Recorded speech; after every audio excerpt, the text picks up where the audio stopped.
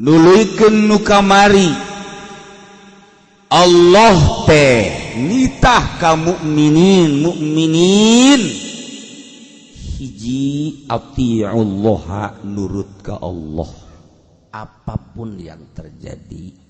kaharti teu kaharti tuturkeun Allah. Dua tuturkeun Kangjeng Rasulullah sallallahu alaihi wasallam turut ka Kangjeng Rasul kaharti teu kaharti nu mantap kaharti teu kaharti kudu nurut bae lantaran urang makan boga otakna leutik samet ngitung mege ngitung 2 kali 2 mah bisa keneh 2 kali 5 handap keneh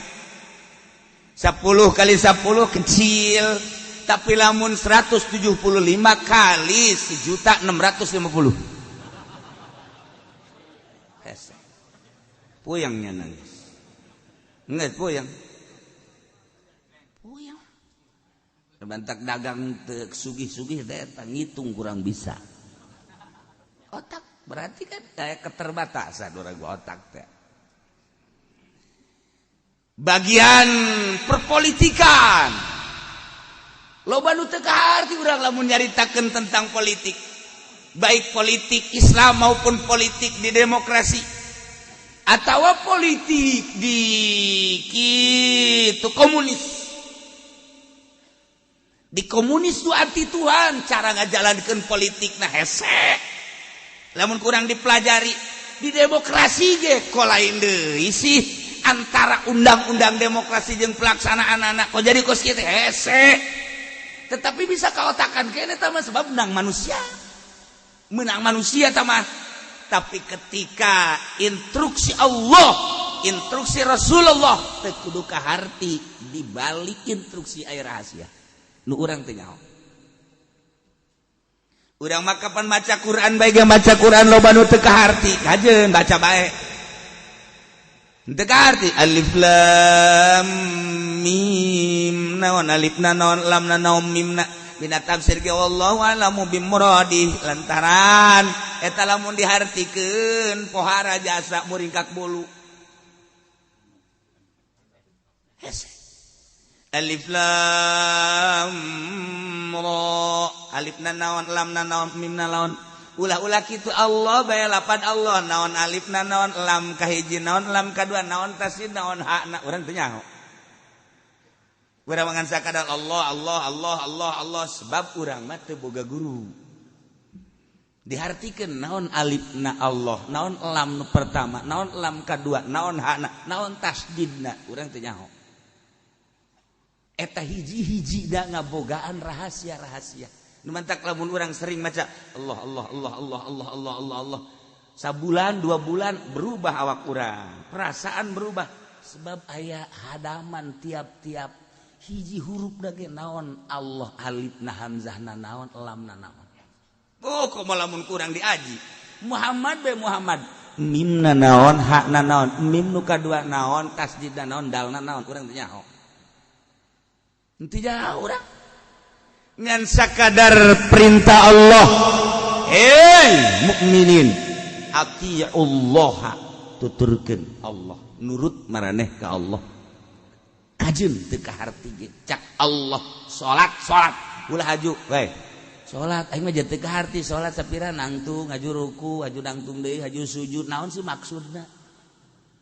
haju teh salat sih ai magrib 3 rakaat ai subuh 2 Haji Isya 4 lohor 4 eta naon maksudna moal kaharti geus bae sia mah mendingan nuturkeun teu kudu kaharti teu kudu ke kebal-kebal mah kaharti ku perasaan loba anu teu kaharti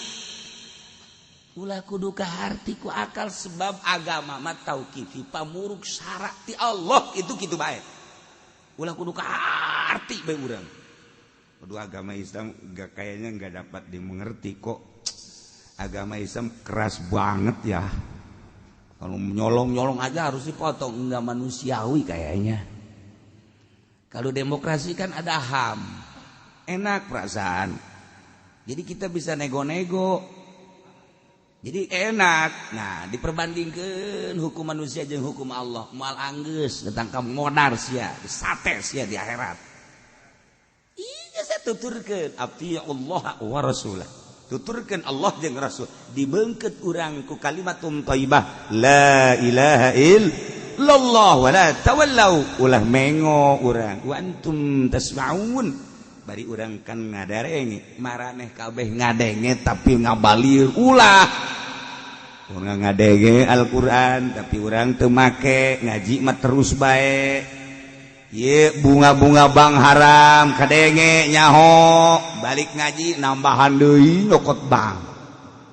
Kredit haram ngadenge geus ngajeger-jeger ka ceuli, kakarak bunga motor balik ngaji ngredit mobil.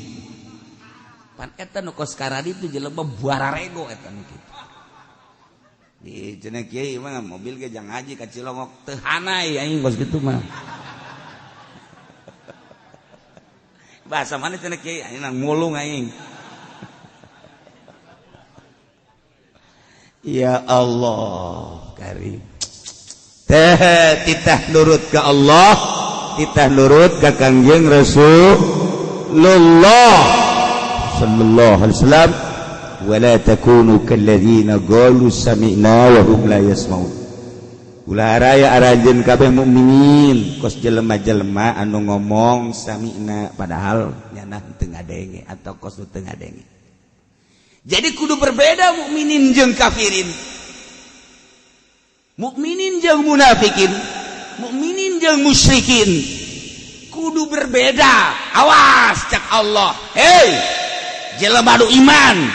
wala takun ulah araya aranjeun kabeh teh kalladzina qalu sami'na okos jelema-jelema anu ngaromongna sami'na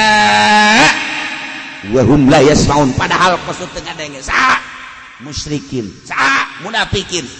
nyana mah ngadege tapi teu dipake. Ai anjeun mah mukminin dengekeun haju pake, kudu beda. Sebab mukminin mah jurusan sorga rapihan awak kurang. Kafirin mah geus jelas disadiakeun neraka. Masa urang kudu akur jeung kafir? Teu meunang akur teu meunang. Pelebah hukum-hukum mah teu meunang. Anu akur mah muamalah dagang urang bareng jeung kafir meunang, gade menggade jeung kafir meunang. Pek bae nyana dagang nyana boga toko urang nu balanja na masalah. Satu ketika urang nu boga toko nyana balanja ke urang nginjem pacul ka nyana masalah ke nyana nginjem pedang ka urang engke silih injem ke urang nginjem golok kebel-kebel silih. Eta masalah teu injem gak ada muamalah tapi urusan hukum-hukum sing hade berbeda kudu beda. Urang mah nuturkeun aturan Allah, aturan Rasulullah, harinya nama aturan nyana sorang kudu beda atuh. Ulah akur urang wala takunu kalladzina qalu sami'na wa hum la yasma'un. Lantaran jelema teh aya nu teu daekeun ngadengekeun kana Al-Qur'an, teu daekeun ngadengekeun kana mukjizat-mukjizat, daekeun ngadengekeun kana ucapan Kangjeng Rasulullah sallallahu alaihi wasallam. Aya oge anu daekeun ngadengekeun tapi teu make, ngadenge mah ngadenge tapi teu ngajeding. Ngadenge mah ngadenge nyana tapi kos teu ngadenge we teu make. Nah, gambaran dina Al-Qur'an ieu ye. Inna syarrad dawabi 'indallahi summul buk alladzina la ya'qilun.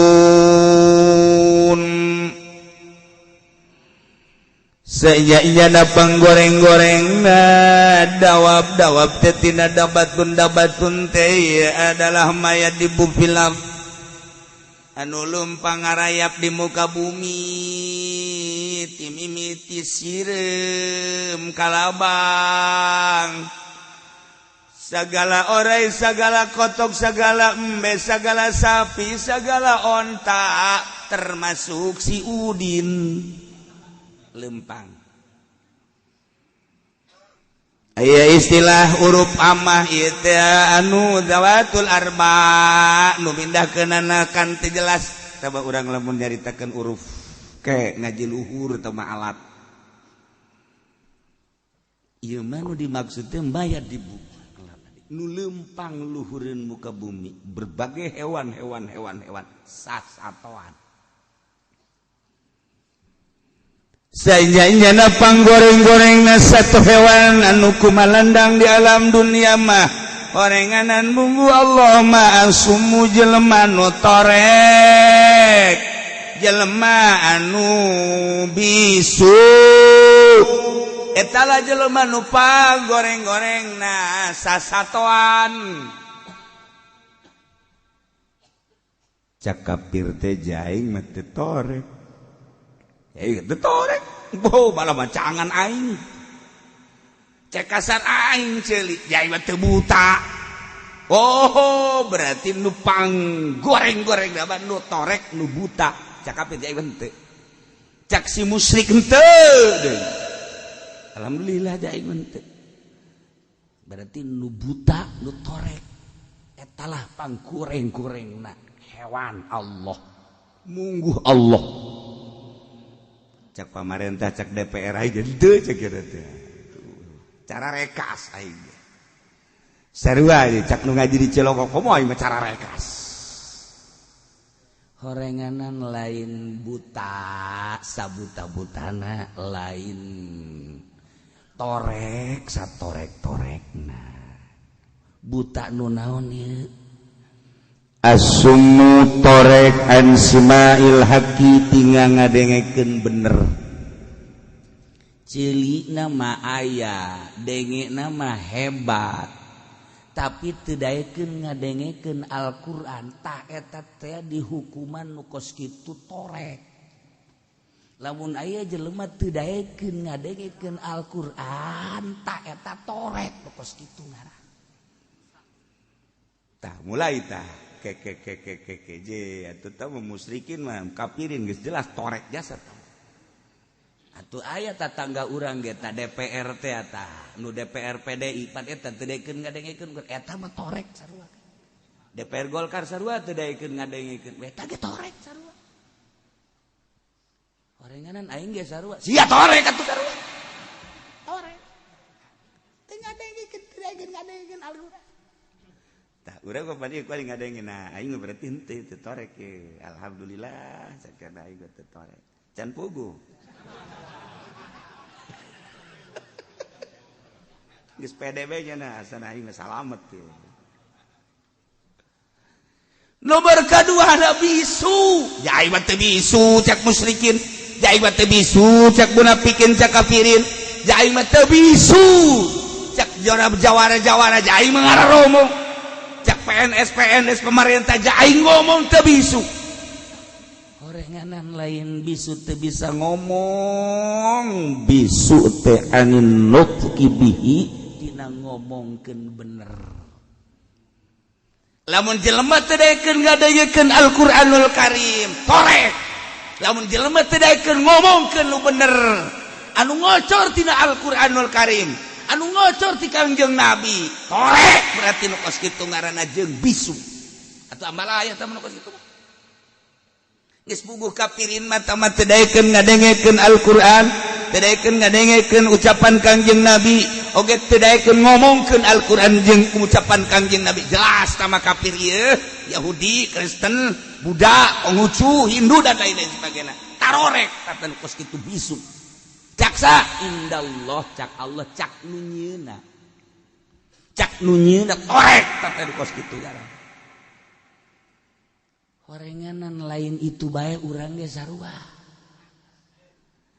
Urang teu daek ngadenge Al-Qur'an, bahkan teu daekeun ngomongkeun Al-Qur'an. Eta teh horenganan torek nu kos kitu. Atuh Islam ge ambalaya teu daekeun ngadengekeun Al-Qur'an, beuh isu keneh geus ngadengekeun musik. bahkan embung aya kosong ieu ceuli teh di imah geus ngajeger-jeger ngadengekeun musik teh henteu kaluar dicocokan deui make nu ka dieu teh naon ngaranna naon ngaranna sia bener tante sih aing ragu asana ai timbul ti sia mah ja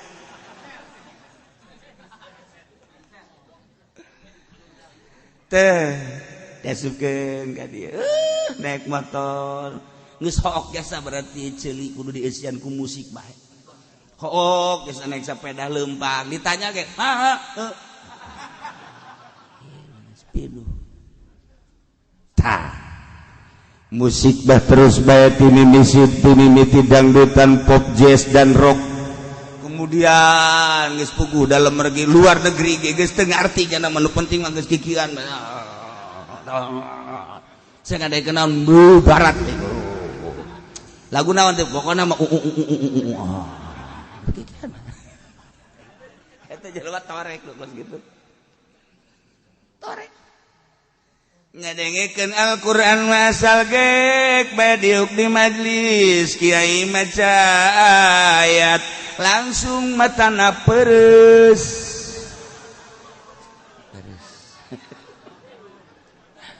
perepet heuai encan dihartikeun ka karak dibaca doang kena wahyu nya ngejeger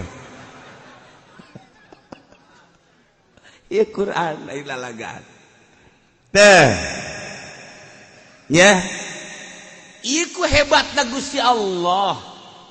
deuk nyaritakeun jelema nu teu daekeun ngadengekeun Al-Qur'anul Karim nyaritakeun jelema anu teu daek ngomongkeun Al-Qur'anul Karim tedaekeun ngomongkeun hadis Kangjeng Nabi ucapan Kangjeng tedaekeun nyaritakeun ucapan Kangjeng belah dieuna tedaekeun nyaritakeun ucapan-ucapan para ulama ieu kahebatan Gusti Allah ngabahasakeunana make inna syarrad dawab panggoreng-goreng nasasatoan geus teu manusia deui teu manusia berarti jelema nu teu daekeun ngadengekeun Al-Qur'an teu daekeun ngomongkeun Al-Qur'an rendengkeun jeung kebo bule rendengkeun jeung kebo bule ulah kafirin ulah musyrikin geus mukmin baca Quran tilok ngadengekeun tilok nyaritakeun hukum-hukum Al-Qur'anul Karim tilok nya rendengkeun jeung kebo bule kabeneran ngaranna si Udin kebo ge kebo din cak kebo bule lu kakak gua ya apa lu kakak gua adik lu ya sembarangan aja lu kan cuma nyatuan kayak gua apa itu nyatuan kok goblok gua ngahina lu cuma nyatuan doang lu udah kenyang lu gitu-gitu lu apa itu gitu-gitu kayak gua naik gitu apa itu namanya pinteran lu dah ngobrol jada jeung kebo atuh kakana jeung adina cak Allah eta kaambeun ku kebo ge lamun urang tilok maca Al-Qur'an lamun urang tara ngadengekeun Al-Qur'an teu daekeun ngomongkeun hukum-hukum nu timbul ti Al-Qur'an teu daekeun ngomongkeun hukum nu timbul ti Kangjeng Nabi kaambeun ku kebo cak kebo kakak gua saudara gua cak embe sarua cak orai sarua nu mantak loba lah jelema anu disurudung kebo pajar adina kunyana loba jelema nu disurudung banteng eta teh pajar dulurna kunyana nu mantak reungit ge daekeun enclak dinyana lantaran dianggap baturna jawaliullah mah lamun salat di leuweung reungit na reungit sireum tara daekeun henteu bereungit ka waliullah sebab dianggap eta teh jelema anu sampurna geus reungit ge ngahormat orai ge kan ngahormat kumaha lamun Syekh Nawawi manehanana eta diuk dina saung ternyata horenganan letah orai aman sebab jelema contohna urang lamun can dianggap jelema lamun urang salat maghrib di masjid uang dihusu-husu urang clek ka dieu lain idina siratal mustaqim goblok sia.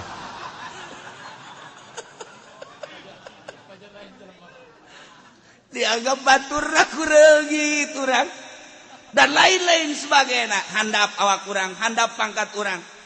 Lantaran masih kene urang dihijikeun jeung nu kos kitu ngahiji. Henteu kumaha tapa cara Syekh Maulana Hasanuddin di luhur Gunung Karang. Nyana tapa di luhur sorangan bae kapan tek bae meureun reungit mana teuing kalabang mana teuing kala belah dina orai belah dituna mah meureun sasatoan geus monyet ua-ua belah dituna pisan mah meureun nya macan nya maung je atau lamun Haji Pendi ditapakeun di ditu enggak siap kuburan sapoe kaduana urang ka ditu masyaallah tinggal kopiahna doang innalillahi selesai. Tapi Syekh Maulana Hasanuddin aman bae. Kunaon? Sieun atuh. Syekh Mansur bae ge atuh sieun macan ka Syekh Mansur, maung ka Syekh Mansur, urang mah bae ge kuari urang ye. Lamun ka Sumatera ka Lampung, diudag ku maung. Buyut Mansur. Sieun nya. Asal make buyut. Sebab tat baheulana cek Syekh Mansur, anak insu aing, awas. Amankan ku sia ulah sambarangan sia geus ditulungan ku aing muhun cek maung teh cirina lamun make buyut eta anak incu aing mantap urang mun di Lampung buyut Mansur aman lamun teu make buyut urang diudak maung Mansur mau ge ngomong Mansur mana sia Mansur S makanan gua Mansur S malu ya beres. Nah, iya Gusti Allah ngabahasakeun inna syarrad dawabi 'indallahi sum. Berarti betapa hinaana jelema nu teu daek ngadengekeun Al-Qur'an, teu daek ngomongkeun Al-Qur'an, teu daek nyaritakeun ngadengekeun ucapan Kangjeng Nabi, nyaritakeun ucapan-ucapan Kangjeng Nabi, dibahasakeun dina Al-Qur'an, disarwakeun urang jeung hewan-hewan jeung sasatoan. Hina amat. Hina jasa. Masyaallah karim. Mata kurang mah betapa indahna urang poe ieu bisa ngadengekeun Al-Qur'an anugerah nu gede jasa.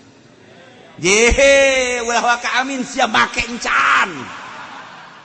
Encan. Gara-gara dengekeun doang mah atuh sia ge ngundang Ki Fudoli muludan make DP. Ajunyana ngocoprak bae terus bae nyaritakeun ucapan Kangjeng Nabi, keunggulan Kangjeng Nabi dan lain sebagainya. Selesai bayar ku sia make tanda henteu. Kunaon tuh atuh kieu na ge henteu yeuh. Atuh henteu marake. Encan asup masih kena sumul bukmu. Alladzina la yaqilun nya jelema anu henteu berakal, teu boga akal. Jelema teu maca Al-Qur'an, jelema teu ngomongkeun Al-Qur'an, jelema teu boga akal. Teu boga akal teh kos kitu teh. Lamun urang leuleuh kafir mah geus jelas, musyrik mah geus jelas, munafik mah geus jelas. Ieu mah urang lamun leuleuh pejabat masyaallah bajuna ge meunang ngaistika ngajiripitna pohara jasa. Jalamun leungeun urang dikadinyakeun soek. Ku hebat-hebatna istrikaan tadi. Kitu kan ku urang. Aduh. Kos hinis bae ku hebat-hebatna. Pohara. Dideuleuh penampilan baju nu pohara masyaallah karim dasina wih di dieu ge aya variasian pohara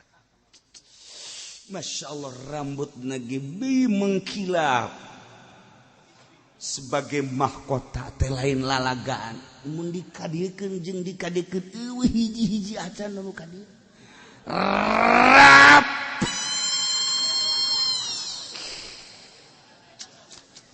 nyukurna ge teu daekeun ti tukang paras urang Garut teh anu aya di kontrakan teu daekeun nya nama kudu anu aya di Lipo beuh nyukur bae ge hargana kudu 200.000 bahkan di hotel HI manyukur teh hargana 500.000 bahkan di hotel Merot mah emang aya hotel Merot 1 juta pun mahal amat apaan mantas dicukuran teh aku lalaki aja di pencetan nu mencetan teh awewe teu make BH eta kakarak mukadimah doang eta mah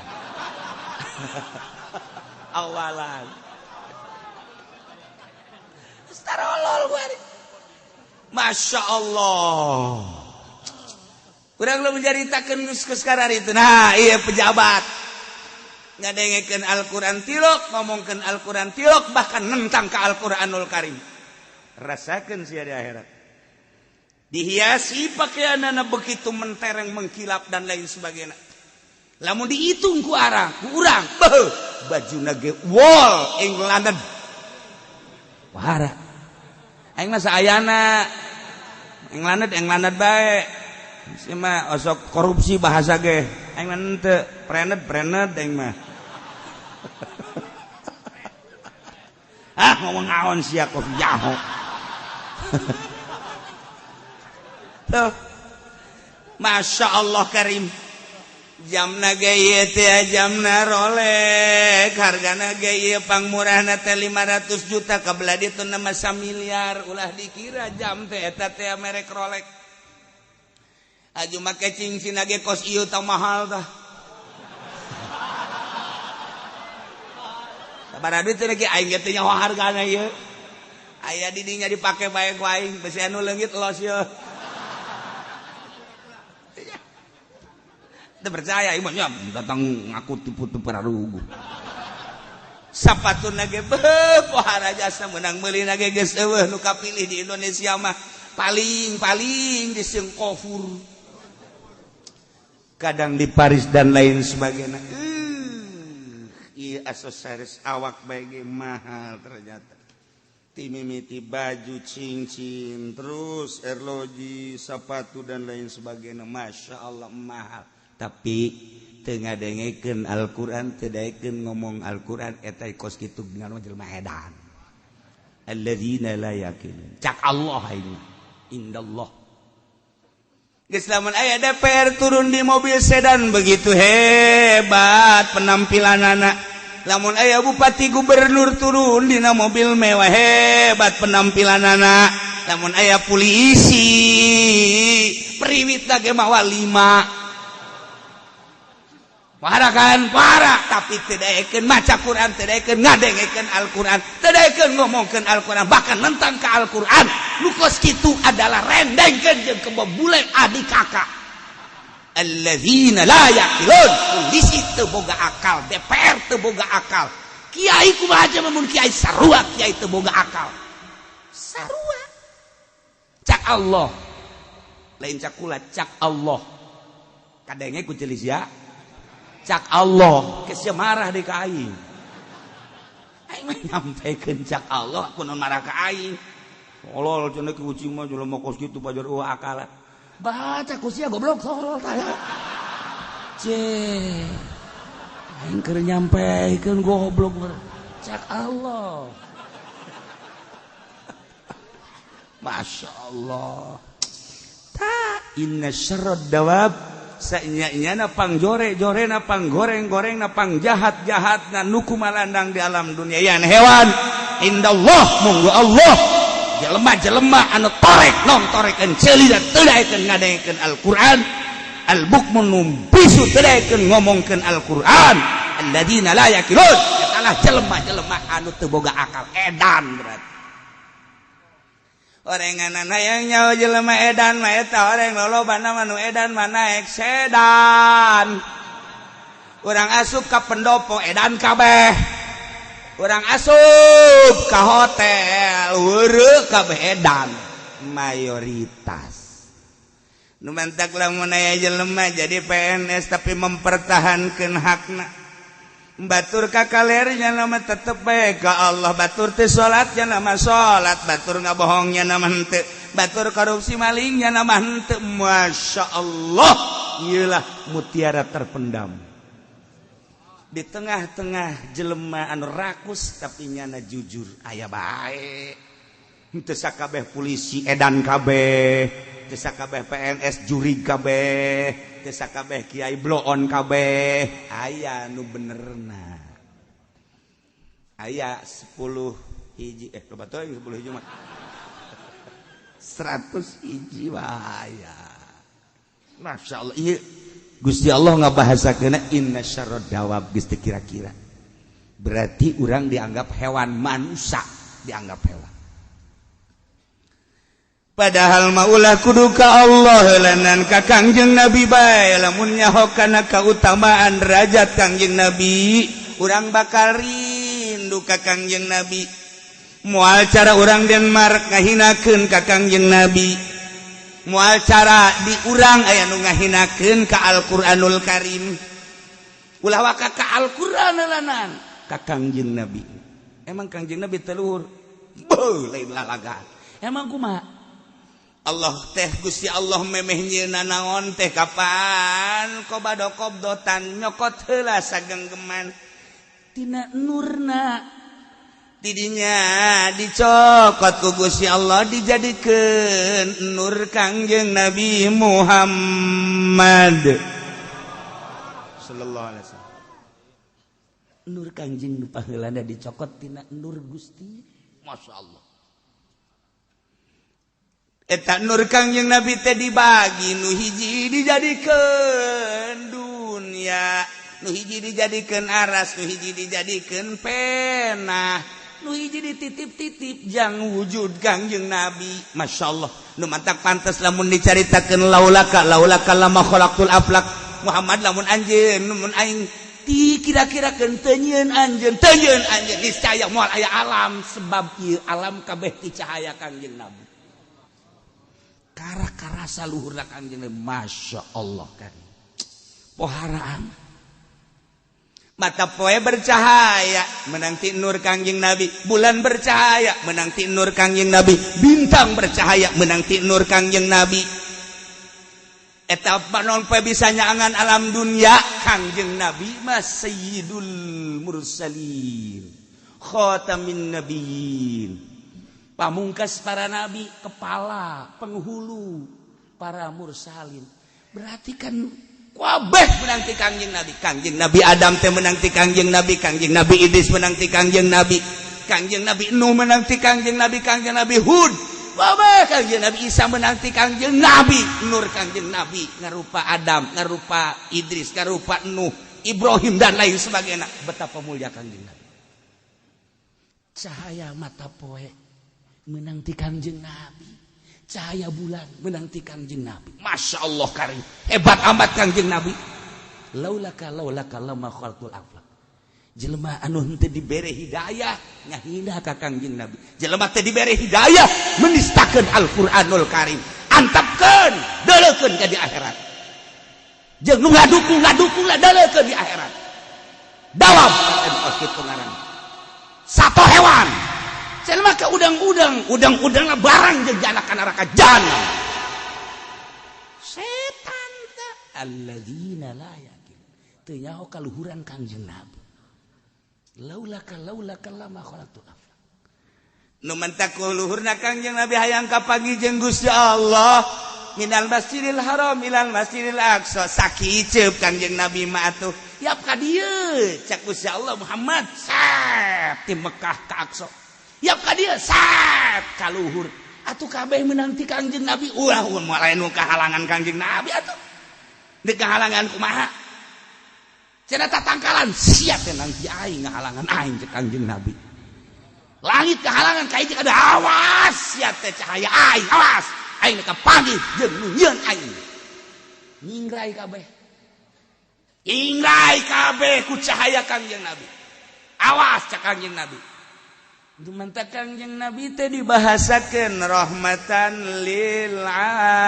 alamin. Langit karahmatan ku Kangjeng Nabi jamenang nyieun ti cahaya Kangjeng Nabi.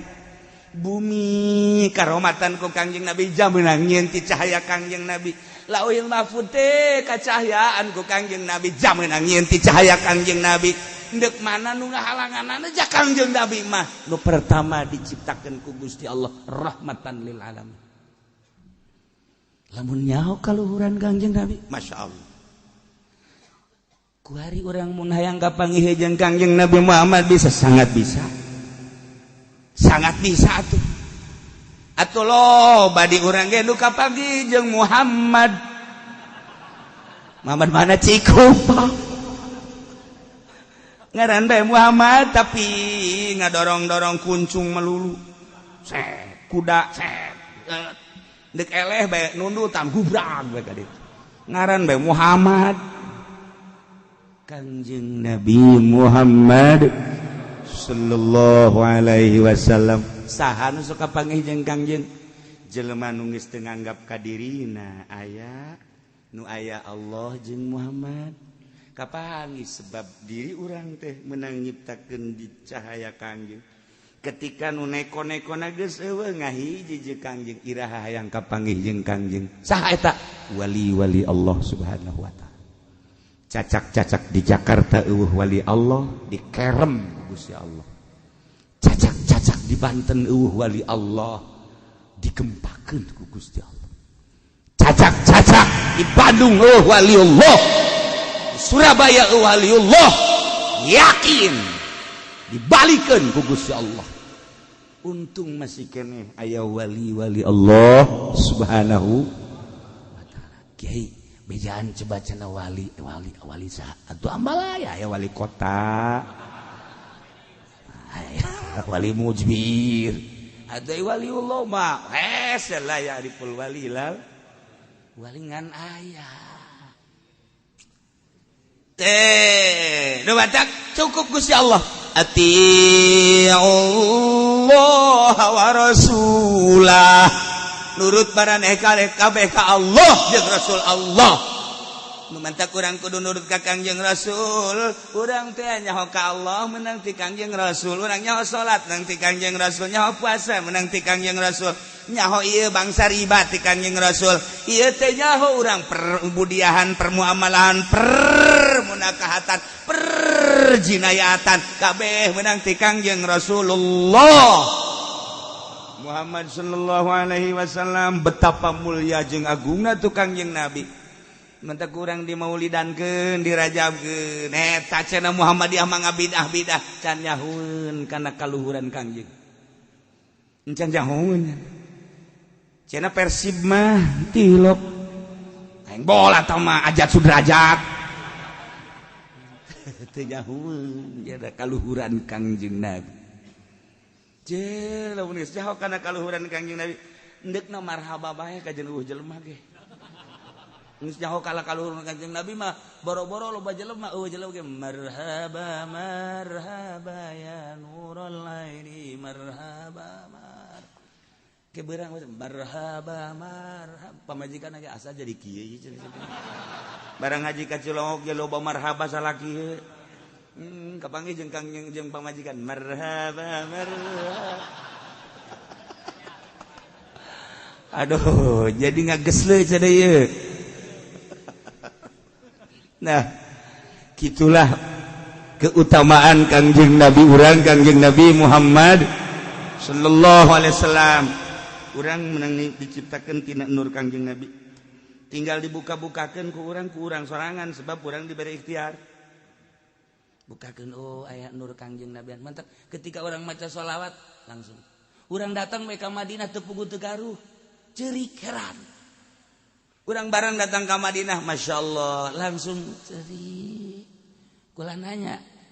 Aisyah ceurik kuna suku katijak kekeun hai siga aing ngagungkeun Kangjeng lain suku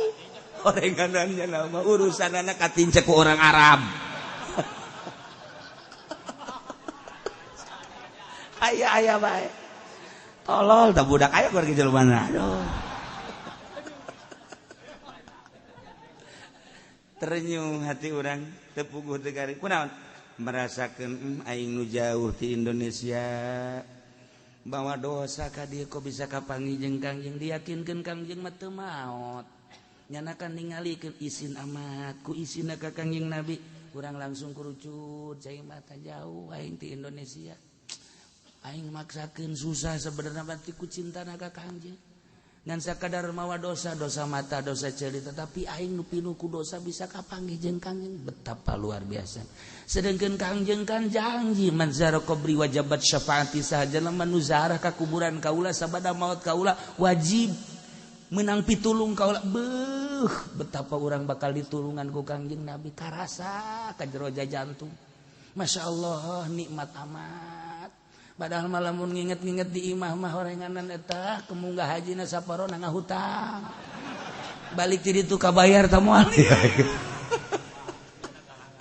ya Allah ya Rabbi nah ngurucut agung Kangjeng urang salam boro-boro di Madinah atuh dijaga assalamualaikum ya Rasulullah dijawab alaikussalam emang pan bisa kos gitu Kangjeng Nabi makan teu kahalah ngan kunan onjak kabeh jadi pendeta nu Kangjeng Nabi ketika aya suara assalamualaikum ya Rasulullah ngan tetep adab-adabanana make malaikat pan malaikat bah lamun malaikat dideleukeun nu aslina ka urang ye nyana sukuna di 7 lapis bumi ieu di 7 lapis langit gede atuh leutik jasa dunia urang salam adab-adabana assalamualaikum ya Rasulullah ku malaikat disampaikeun tek nyana henteu indit ye Muhammad salam teh tisa ieu teh Haji Pendi inditkeun bau cek malaikat ku di teu puguh maksudna salam teh naon nyana yang berkat apa asli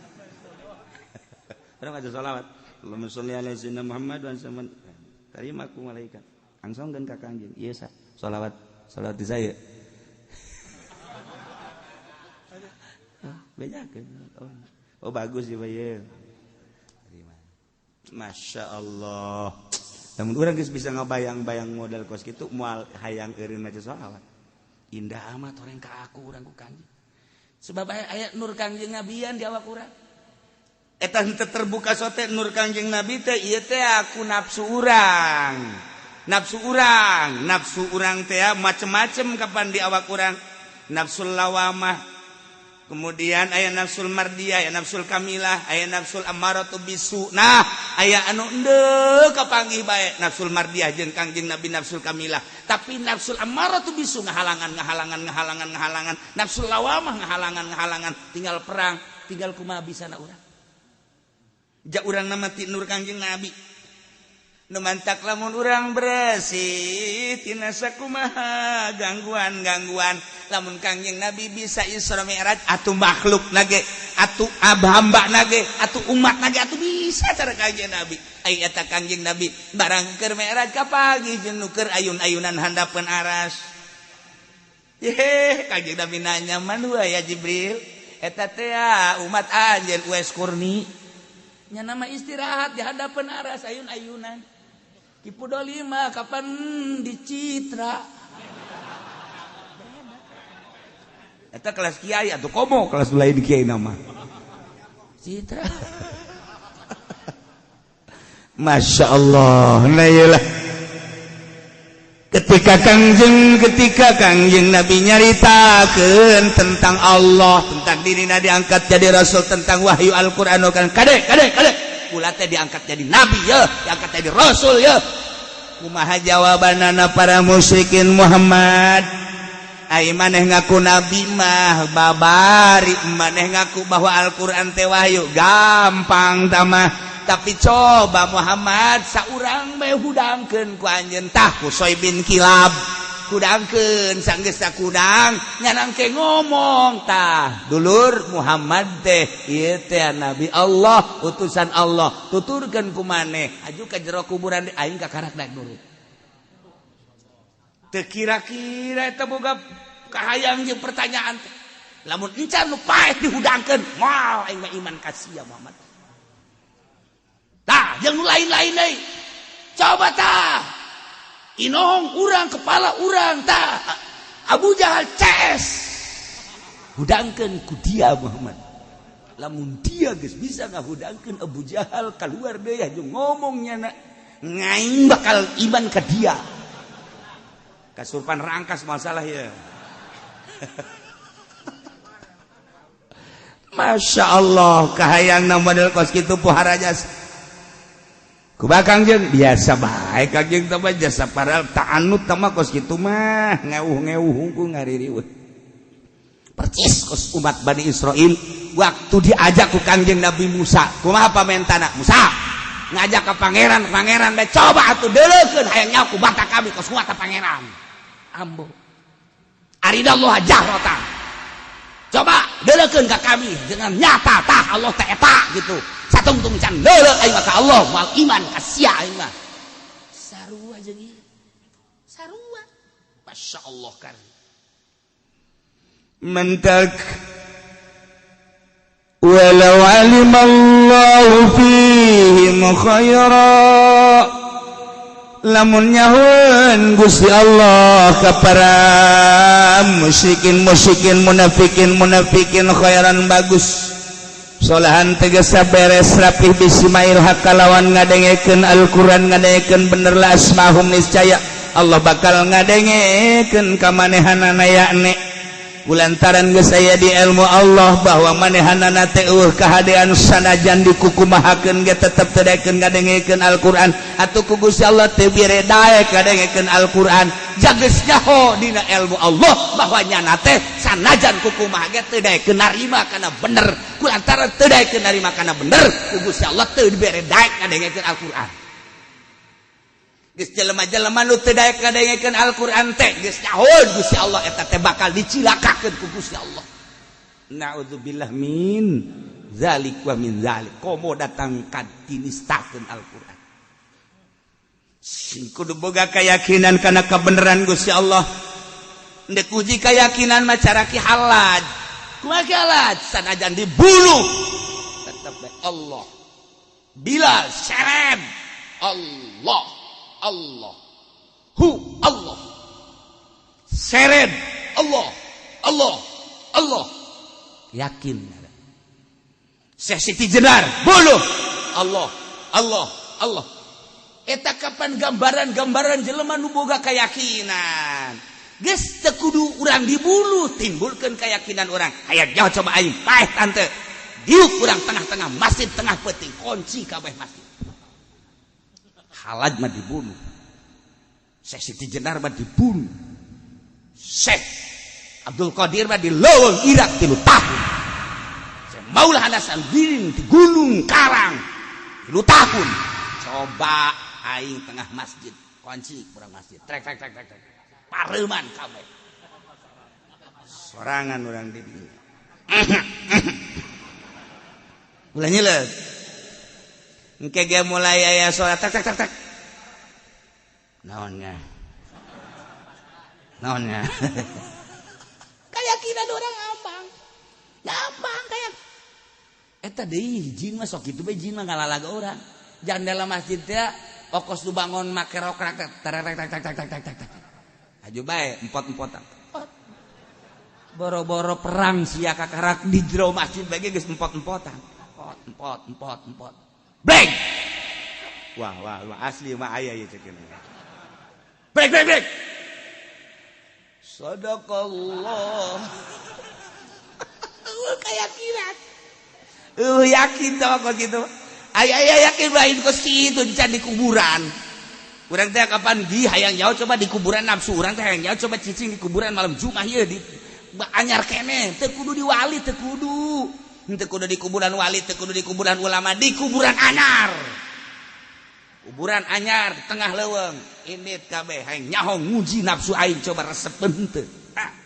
keluar sama ayo keluar sia keluar haseup nu gede haseupna ayo ya emang aing sieun ka haseup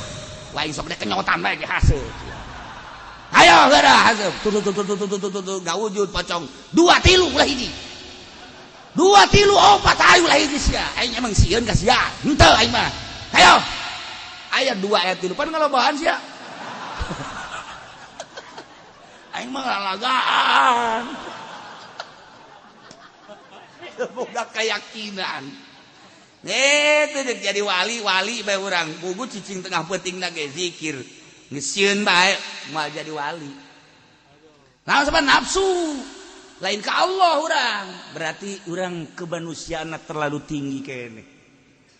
lamun geus ngageser sia teh aya cahaya kangjeng Nabi kangjeng Nabi mah tuh di luhur Jabal Nur sorangan sia wanieun kangjeng Nabi mah sia awak aya nur kangjeng Nabi manyan teu wani hayo sia paksakeun hayo wanikeun ka kuburan wanikeun teu sia teu nanaonan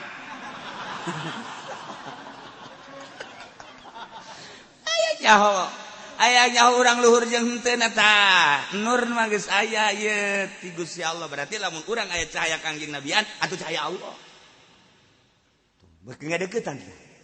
aya cahaya apa kan nur kangjeng Nabi ti Gusti Allah atuh urang teh ieu ti Gusti Allah je ulah sambarangan urang teh dikaluarkeunana waktu geus ditetapkeun ku Gusti Allah mantap Allah maha uning ngakajen kuku maha ge pibaguseun pigorengan teges nyaho walau alim Allah lamul uning Gusti Allah kamanehanana khairan bagus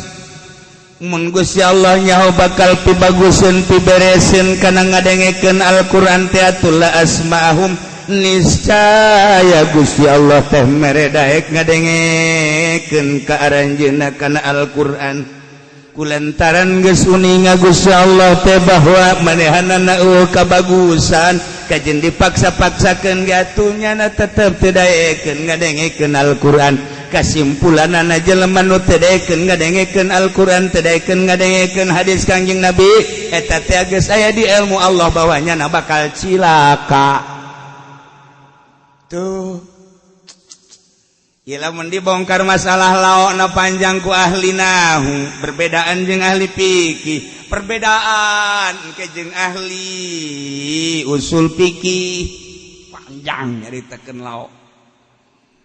lantaran laok teh lamun urang ngaji alfiah mah laok imtinaiyah imtinau syeb imtinai ghairi eta laok ngaji orok mah kos itu lawajitani lakram tuka lamun ngamulya lamun teka sirani isun maka ngamulyakeun isun ka ing sira lamun sia datang ka aing aing bakal ngamulyakeun ka sia kulantaran sia teu datang atuh aing henteu ngamulyakeun ana ge ka sia teu ngamulyakeun ana aing ka sia kulantaran sia teu datang karti ku sia atuh aing puyeng mal bisa lamun lain nu mondok mah mah lamun nu mondok karak kitu ge lamun nu teu poho lawat pusatin pimudin layakit atuh ieu sarua kurang dijadikeun law imtinaiyah bagus bisa berarti imtina usyabi imtinai ghairihi geus atuh ka imtina na ngadengekeun Al-Qur'an kulantaran ka imtina tina hade geus atuh kulantaran manehanana geus jelas di ilmu Allah teu aya kahadean atuh teu dibere daek nyana ngadengekeun Al-Qur'an kasimpulanana teu ngadengekeun Al-Qur'an kahadean ana kahadean nah jahannam eta kakarak saarah lamun dibandingkeun deui engke dina fikih lain deui lamun dibandingkeun deui ke dina usul fikih lain deui lantaran lao teh eta mah paranti budak make lao imtinaiyah panjang ngaji lao bage ieu mun dibahas lao moal datang moal anggeus datang ka asar hayang nu ngajoak lah diulah kiai lapar teh emang sih mau hubunganna jeung beuteung mah lulu hayang nyaho kuduna mah awak coba hayang nyaho sia datang ka mana paeh teh sih ngadengikeun Quran coba ulah puyeng nyana keneh nu ngomong nyana keneh nu ngajawab puyeng tah ieu geus aya di ilmu Allah emang ilmu Allah kumaha awas ilmu Allah teh artina kanyaho Allah manganyahokeun kana 4 perkara masyaallah hiji nu maujud kabeh kanyahoan ku Allah langit bumi jeung eusi-eusina nu teu kanyahoan ku Gusti Allah seluruh nu aya nu maujud kanyahoan hiji nomor kadua na makdumat anu ge kanyahoan ku Gusti Allah nomor katiluna nu aya bakal kanyahoan ku Gusti Allah nu aya bakal tingkah eueuhna kumaha jeung ka mana bakal kanyahoan nomor kaopatna nu bakal aya nu encan aya cek urang mah bakal aya bakal kanyahoan lain bakal kanyahoan ku Gusti Allah teh nu encan aya bakal ayana bakal iraha jeung kumaha kanyahoan ya Allah nu teu kanyahoan berarti anu geus aya maujudat eta teh kanyahoan ku Allah nu teu kanyahoan boro-boro nonton tolang bakal raga kanyahoan ku Gusti Allah tong tolang nangka kanyahoan ku Gusti Allah seluruh nu aya kanyahoan nah maklumat nu can aya kanyahoan geus kanyahoan ku Gusti Allah anu aya bakal eueuh kanyahoan eueuhna kumaha jeung ka mana jeung kumaha nu can aya maklumat bakal aya na kanyahoan jeung geus ayana kumaha kanyahoan eueuh nu kaluar tina ilmu Allah nu mentak eta para musyrikin jeung kafirin teh di akhirat mental ke malaikat Zabaniyah naon bejakeun ka Gusti Allah balikeun deui kami ka dunia lamun balik deui kami ka dunia kami deuk iman ka Allah jeung ka Muhammad deuk ngahormat kami ka ulama-ulama penerus warasatul anbiya deuk nuturkeun aturan-aturan Muhammad bejakeun ka Gusti Allah lantaran loba jasa tah nu usul ka malaikat Zabaniyah demo ahli neraka ayo bejakeun ka Gusti Allah naon Zabaniyah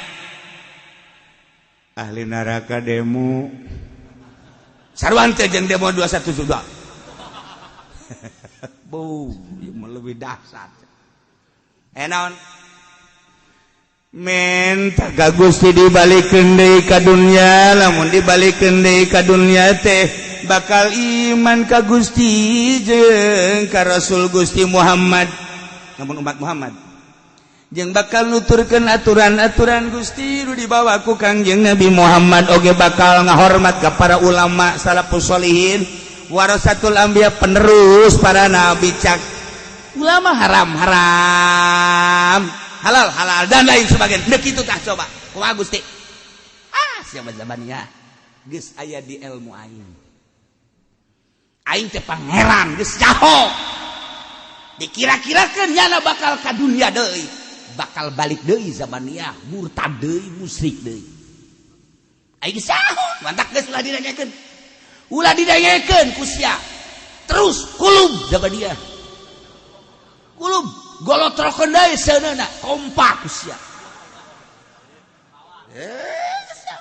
geus aya di ilmu aing kajian kumaha ge nyana ngomong doang mun dibalikeun deui ka dunya barek iman aing geus nyaho tah ieu emang geus kanyahoan ieu ku Gusti Allah pamentana nyana teh hayang hudang anu pae supaya ngomongkeun Muhammad teh ieu nabi andai kata ieu Qusay bin Kilab dihudangkeun Abu Jahal dihudangkeun ngomong nyana taluturkeun ku maneh tah Muhammad teh nabi asup deui ka kuburan moal iman ieu eta mah ngan tah anu teu moal iman jeh atuh deuk wajah geus kos kitu geus aya di ilmu aing teh Gusti Allah aing mah nyaho kanu geus araraya aing mah nyaho kanu can aya aing mah nyaho nu can aya bakal aya kukumahana bakal nyaho anu geus aya bakal eueuh aing nyaho geus Zabaniyah tugas sia bae kulub sate ku sia panggak geus sakitu bae ulah sok haju sia haju nuturkeun udara remo ulah geus oprak-uprak ku sia kabeh asal kasih ka tengah deui beres geus teh ieu ge sarua geus aya di ilmu Allah jadinya na teu daekeun ngadengekeun Al-Qur'an bahkan meunisakeun Al-Qur'an eta teh kunaon emang geus aya di ilmu Allah bahwa nyana eueuh kahadean ana eueuh kahadean teu daekeun ngadengekeun Al-Qur'an ana teu daekeun ngadengekeun Al-Qur'an eueuh kahadean jahannam walau asma'ahum latawallaw wa hum mu'ridun walau asma'ahum lamun dikira-kirakeun fardon dikira-kirakeun Gusti Allah mere daek ngadengekeun ka para kafirin musyrikin padahal mah Gusti Allah teh qad alima alla khaira fihim kabagusan jelema eta teh menggeus aya dina ilmu Allah moal aya kahadean moal iman tapi dibere daek ngadengekeun engke nage latawallaw wa hum mu'ridun niscaya mengo didengekeun ku nyana padahal mah niscaya kahadean lain nurut ieu ka Al-Qur'an ngabalieur didengekeun tapi ngabalieur geus lamun aya jelema lain kafir bae geus puguh itu mah kafir lain musyrik bae geus puguh itu mah musyrik lain munafik bae geus puguh itu mah munafik urang ge daek kadengekeun Al-Qur'an tapi eueuh kahadean geus aya di ilmu Allah bahwa urang teh eueuh kahadean daek kadengekeun Al-Qur'an tapi tetep bae ngabalieur tina hukum Al-Qur'an cak Qur'an teh riba haram terus bae eta ge pi jahannam ih ge jahannam cak Al-Qur'an kredit eta teh doakan haram kos itu riba urang ngadengekeun tetapi urang teu make eta teh sarua jeung la tawallaw wa hum muridun jahannam ki haji tinggal ki haji komo lain ki haji mah leuwih tinggal ki ulah sembarangan pake Al-Qur'an teh dengekeun lenyepkeun pake henteu anti jahannam kudu tamat Qur'an henteu anti jahannam kudu hafal Qur'an bakal sing kejebur anu tamat Quran anu hafal Quran teh sing kejebur bakal ka neraka jahanam lantaran Quran teh lain sakadar dihafal tapi dipake ieu tah